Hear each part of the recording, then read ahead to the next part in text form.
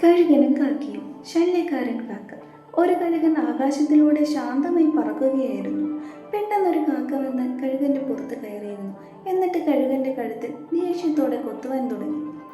പക്ഷെ കഴുകൻ കാക്കയോട് വഴക്കിനോ തിരിച്ചാക്രമിക്കാനോ പോയില്ല. അവൻ ശാന്തനായിരുന്നു. കഴുകൻ ചെയ്തത് ഒന്നു മാത്രം. അവൻ ചിറകുകൾ അടിച്ചുയർന്നു ആകാശത്തോട് കൂടുതൽ കൂടുതൽ ഉയരത്തിൽ പറക്കുവാൻ തുടങ്ങി.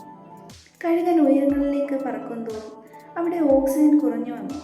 ശ്വാസമെടുക്കാൻ ബുദ്ധിമുട്ടിയ കാക്ക ഒടുവിൽ പിടിവിട്ട് താഴേക്ക് വീണുപോയി. കഴുകൻ വീണ്ടും സ്വതന്ത്രനായി പറന്നു. മോറൽ ഓഫ് ദ സ്റ്റോറി: നിങ്ങളെ തകർക്കാൻ നോക്കുന്ന ശല്യക്കാരനുമായി വഴക്കിട്ട് സമയം കളയരുത്. പകരം നിങ്ങളുടെ ലക്ഷ്യത്തിലേക്ക് കൂടുതൽ കൂടുതൽ ഉയരങ്ങളിലേക്ക് പറക്കുക. അപ്പോൾ ശത്രുക്കൾ തനിയെ വഴിമാറുകയും ചെയ്യും.